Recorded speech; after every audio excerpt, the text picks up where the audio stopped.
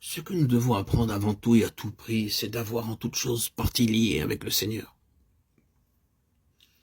Et de nous faire une bonne foi à la réalité de ce qu'il est et à la plénitude que nous avons en lui. Il faut que sa vie soit la nôtre.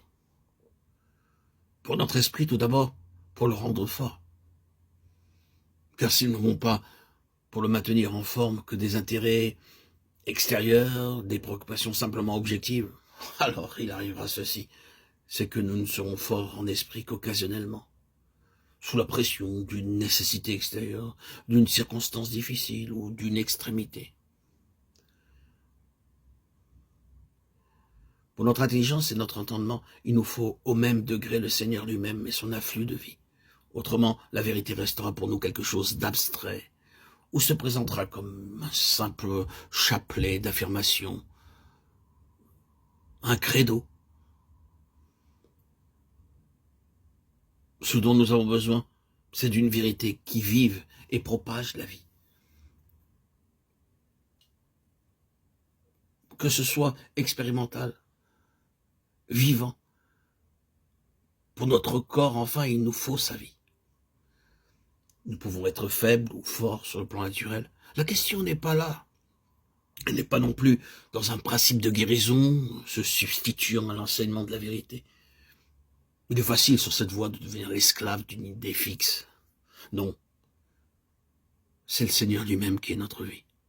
Soit que nous restions éprouvés par quelque faiblesse physique, soit que nous en soyons affranchis.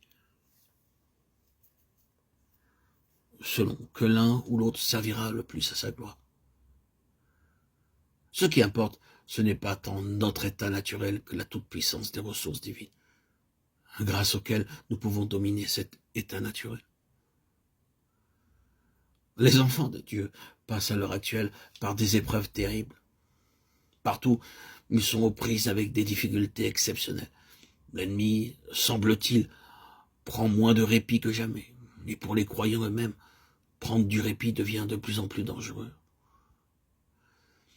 Et pour tenir avec succès le contre-pied d'une telle situation, il y a une chose, une seule, qui se révèle suffisante. C'est cette connaissance personnelle dans notre vie de tous les jours d'un Seigneur qui est tellement le centre, la raison d'être, le but et le moyen, le commencement et la fin de tout, que nous pouvons dire en toute vérité que notre vie, c'est lui. Il les exhorta tous à rester d'un cœur ferme attaché au Seigneur. Acte de 23.